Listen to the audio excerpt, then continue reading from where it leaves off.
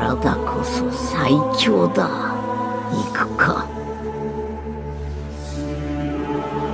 スーパーサイヤ人ゴッドを超えた力見せてやる。スーパーサイヤ人ゴッドの上を行く力を見せてやろう。勝負はこれからだ。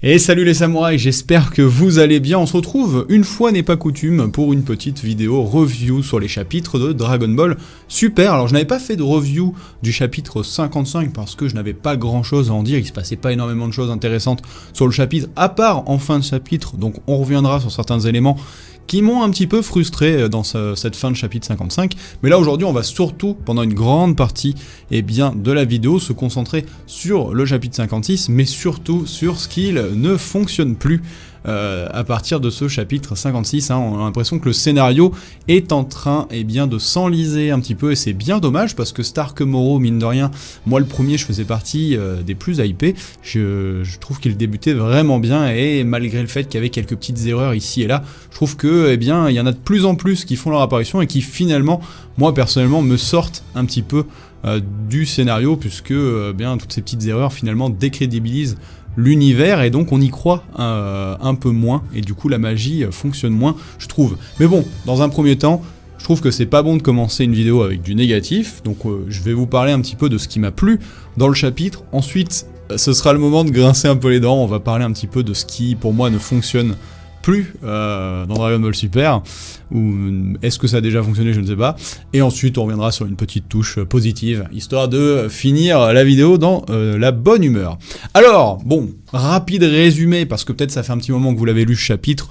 Dans ce chapitre, en gros, quelques mois sont passés, l'armée de Moro, ça y est, débarque sur Terre. Moro, il est toujours là en mode j'attends que les grands méchants arrivent pour nourrir plein d'énergie, tout ça. Bon, ça on en avait déjà parlé, je trouve ça complètement débile, mais bon, si tu veux. Et donc du coup, l'armée de Moro débarque, la Z-Team est prête, mais bien entendu Goku et Vegeta sont aux abonnés absents.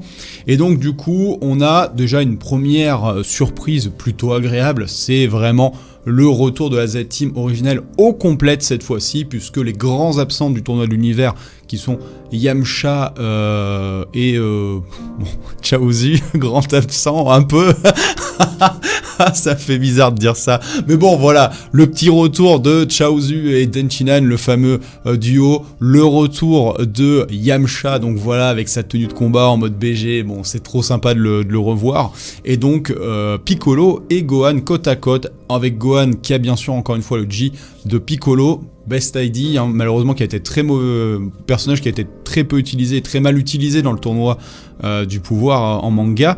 C'était vraiment dommage, parce que quand on l'avait vu débarquer avec ce G, c'est symbolique, tu vois, c'est fabuleux de le voir comme ça, donc ça fait toujours quelque chose de les voir côte à côte.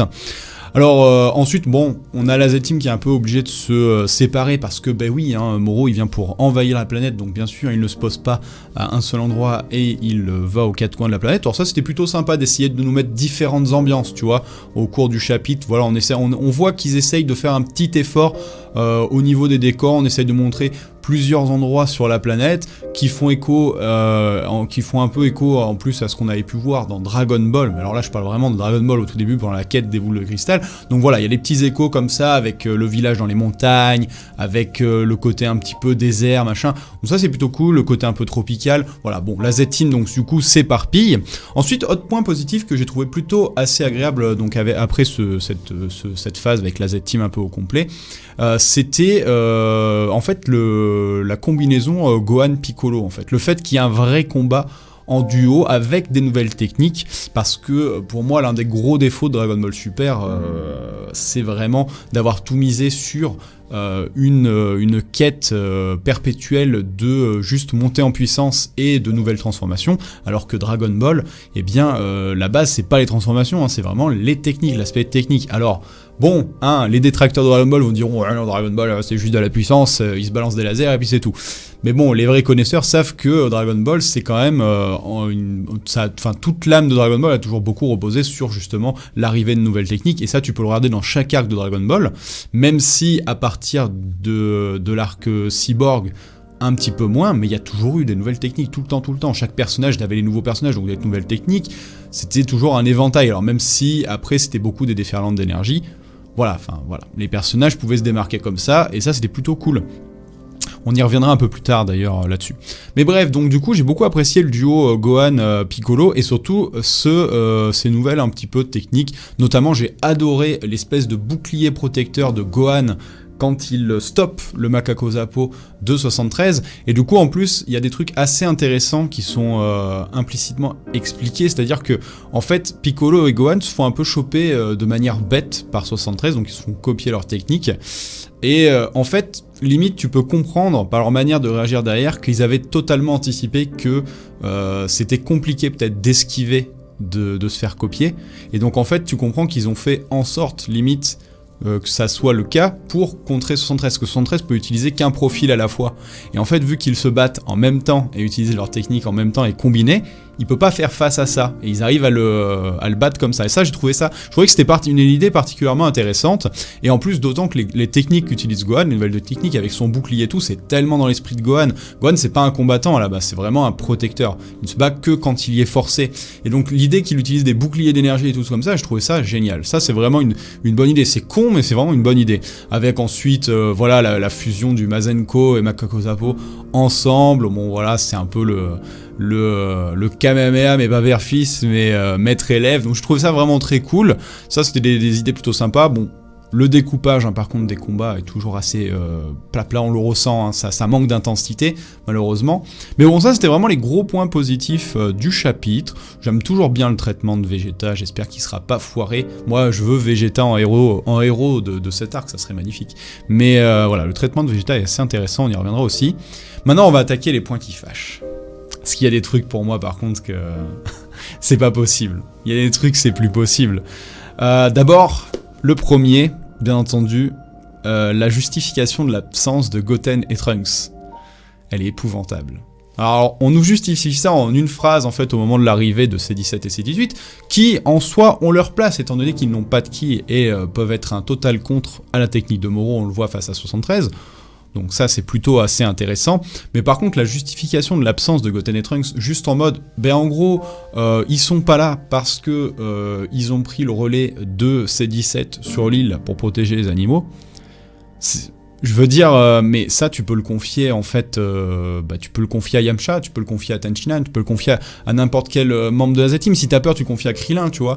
Mais face à une puissance destructrice pareille, quand tu connais la puissance des Super Saiyajin, quand même. Enfin, je veux dire, voilà, les humains ont leurs limites. Et on le sait très bien, ils sont ok.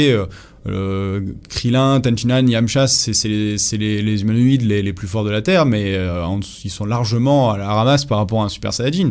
Donc, en plus, il y a la fusion derrière, donc il y a une technique ultra puissante, parce que ça décuple quand même la force en plus des deux êtres fusionnés.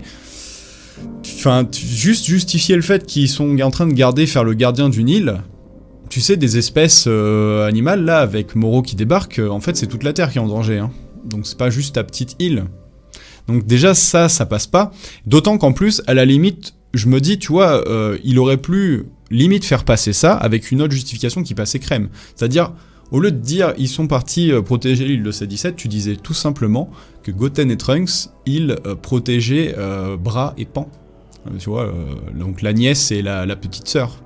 Je veux dire, Goten et Trunks qui restent avec Bulma en cas de danger pour protéger Bra et Pan, ça me paraît déjà d'autant plus crédible. Parce que on peut le comprendre que d'accord, peut-être que voilà, trop de personnages trop puissants, c'est le problème, après, faut arriver à justifier, donc peut-être que voilà, ça dérange un peu, mais tu peux les évincer avec des meilleures explications de juste je leur fais garder l'île des Rangers, quoi.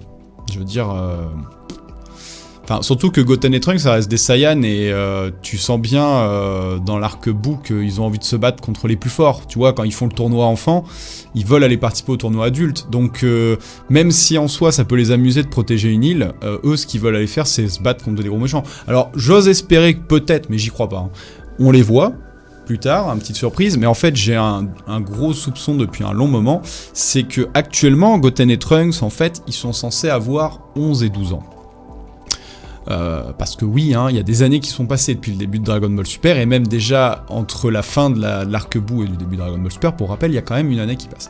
Et donc surtout quand on a vu Oob, qui avait, il devait avoir 4 ou 5 ans, on sait que voilà, il y a potentiellement ce nombre d'années qui est passé, sachant que pour rappel, hein, le début du tournoi de la fin de Dragon Ball, c'est 10 ans après la mort de Boo. Donc voilà, si Oob a 4-5 ans, tu rajoutes ça à Goten et trucs. Donc ils sont censés avoir 11-12 ans, bref. Du coup... Je pense que ils ont pas les couilles, je sais pas, Toyotaro a peut-être pas, il ose pas en fait proposer un Chara Design en fait, j'ai l'impression, je sais pas. Autant pour Trunks c'est super facile, autant pour Goten, c'est vrai qu'entre temps il change de coupe de cheveux, est-ce qu'il a peur, je sais pas. Je sais pas qu'est-ce qui pose problème ou ils savent pas quoi foutre des personnages, mais du coup moi c'est pas crédible du tout, et ça commence à poser problème. Mais... c'est pas si avec ça, c'est pas le truc qui m'a dérangé le plus dans le chapitre. Vraiment, le truc qui m'a achevé, c'est la fin de chapitre. Parce que, alors, que tu mettes de côté Vegeta et Goku pour créer une attente, un suspense, parce qu'on sait qu'ils vont arriver en héros, machin et tout. Pas de problème.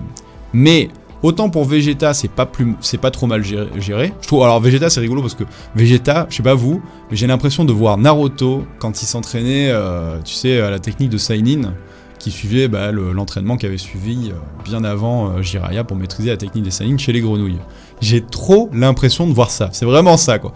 Et donc, Vegeta, il arrive à capter l'esprit de la Terre, en gros on nous explique, voilà c'est l'esprit de la Terre, et il arrive à capter avec le Yardrat que ils sont déjà en combat, mais il arrive à capter que Goku n'est pas encore là-bas, enfin que la bataille, que Moro n'est même pas encore à commencer, voilà il justifie ça. Et il a besoin de s'entraîner, il faut absolument qu'il maîtrise sa technique, sinon il ne pourra pas vaincre Moro. D'ailleurs, c'est pour ça que j'espère toujours Vegeta en grand vainqueur de cet arc, en sauveur, ça pourrait être trop beau, mais bon, on verra. Mais du coup, voilà, c'est justifié comme ça, c'est une bonne justification, ça passe. Par contre, la petite case humoristique, ça fait sourire. En mode Goku, il est perdu, la Terre, c'est par où?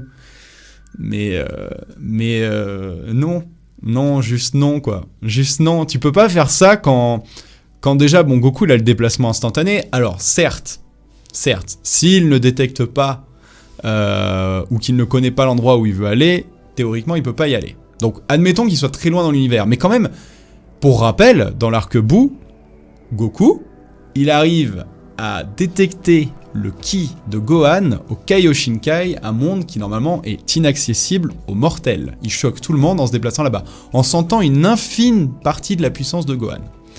Et surtout, donc ça pour moi déjà ça crée une énorme incohérence. Mais surtout le truc qui m'a bloqué dans le chapitre, où je me dis mais putain mais les gars réfléchissez un peu à ce que vous faites, c'est que comment tu peux justifier que Goku se perde et ne soit pas capable de détecter la Terre, alors que au tout début du même arc, tu montres un Goku qui doit détecter une personne qu'il ne connaît pas, et qu'il arrive à détecter le ki de Moro, mais ultra loin dans l'espace, à tel point que du coup, quand il faisait cette détection, il se faisait griller par Moro lui-même, et c'est là que tu comprenais que le personnage en a posé, parce qu'il avait réussi à détecter Goku.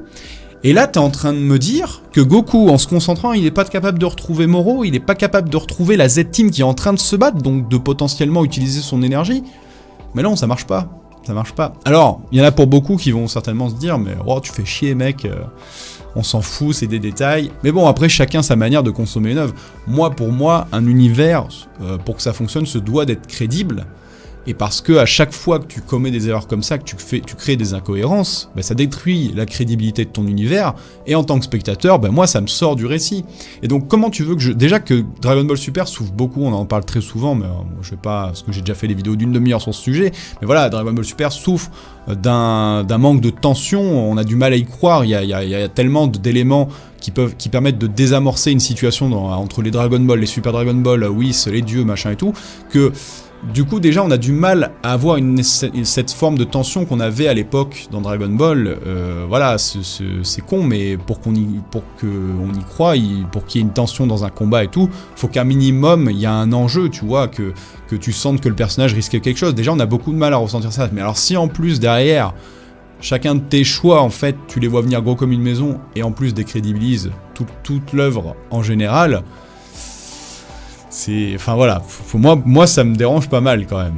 Après bon, Ça se suit, mais c'est quand même vraiment dommage que, punaise, à chaque fois, il y a un mois pour faire les chapitres, c'est quand même dommage qu'il n'y ait pas un peu plus de recherche, de réflexion sur les choix qui sont faits, et surtout que là, on les cumule dans cet arc. L'arc est intéressant en soi, hein. Pour moi, il était même parti pour devenir l'un des meilleurs, parce que, l'arc Black Goku, Zamasu, pour moi, reste très bon, notamment parce qu'il y a de l'enjeu, hein. Le fait qu'ils étaient dans le futur de Trunks et qu'il n'y a plus de Dragon Ball, il n'y a plus rien, il y a une certaine forme d'enjeu.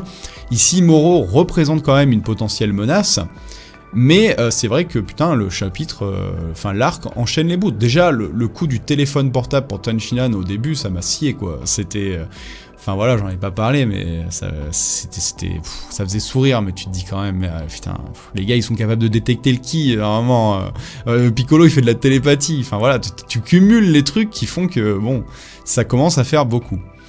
Ensuite, j'aimerais terminer, donc, j'ai parlé de Milus tout à l'heure, ouais, j'ai pas parlé du chapitre 55, frustration énorme, parce qu'encore une fois, j'ai l'impression que dans Dragon Ball Super, c'est le gros point noir de malheureusement... De cette série, c'est que c'est cool d'avoir une suite à Dragon Ball, mais il y a un potentiel à chaque fois gâché. J'espère me tromper, c'est que Milus, on a eu la justification, donc effectivement c'est bien un ange, mais en fait, tout ce qu'on apprend, c'est que, en gros, il était en stage, quoi. C'était l'apprenti ange qui fait son stage sur Terre, en mode, va voir, enfin sur Terre, dans l'univers 7, va voir un peu comment ça se passe dans l'univers, voilà, mais t'interviens pas trop quand même, hein. T'interviens pas trop, parce que sinon, faut pas déconner, quoi. Et puis après, tu retournes, on ne sait pas trop où, apparemment il y a un monde des anges, quoi, où se préparent les futurs anges, les futurs univers, donc voilà, on découvre ça. Est-ce qu'il y aura une suite? Est-ce qu'on découvrira peut-être enfin ce monde? On apprendra un peu plus sur eux? J'y crois plus, hein. Bon, on a déjà 11 univers potentiellement à découvrir qu'on n'a jamais vu, donc bon. Mais voilà, en fait, du coup, Milus n'était que là pour finalement entraîner Goku, et surtout qu'en plus, le voir se faire finalement arrêter et ramener au bercail parce que le fait qu'il entraîne un mortel soit considéré comme le fait qu'il intervienne un peu trop, quand tu te rappelles que tout ce qu'a fait Whis dans Dragon Ball Super, tu te dis mais ça marche pas non plus. Enfin, Whis quand même, je veux dire, en termes d'intervention, il a quand même remonté le temps pour reconstruire la Terre. Bon voilà, il a quand même ressuscité Freezer.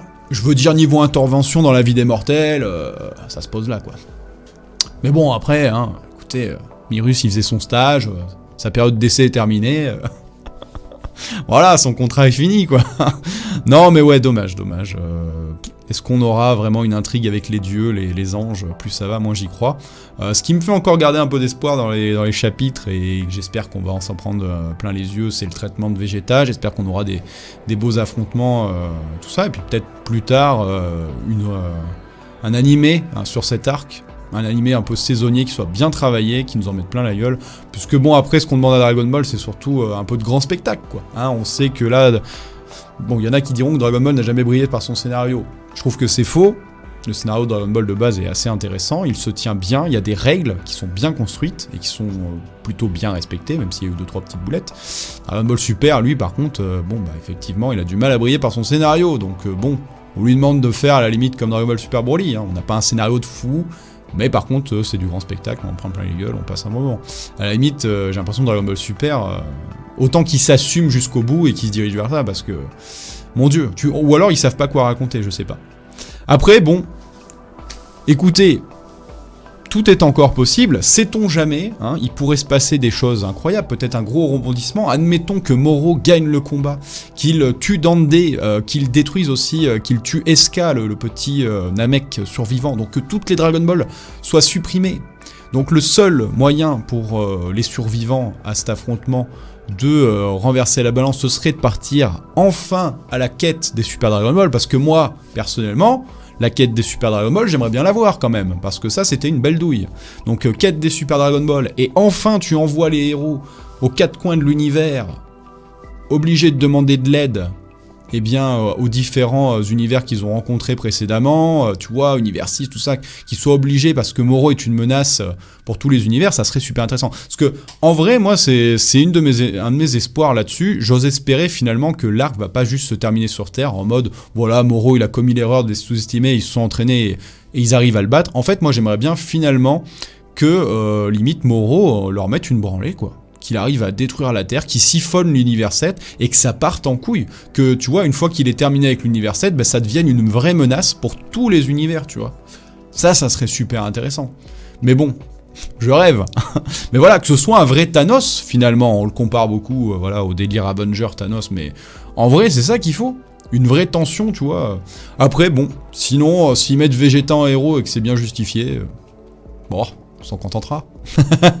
Moi, ce qui me fait vraiment peur, c'est que ce soit le dernier arc et qu'ils le finissent mal. Pourquoi le dernier arc ? Parce que toujours Goku. Goku est la maîtrise de l'Ultra Instinct. Si Goku maîtrise 100% l'Ultra Instinct, je vois pas ce qu'il y a à raconter derrière, en fait. Parce qu'ils l'ont vendu tellement comme la technique ultime que tu peux pas derrière, tu vois, justifier le fait qu'il y a autre chose, tu vois.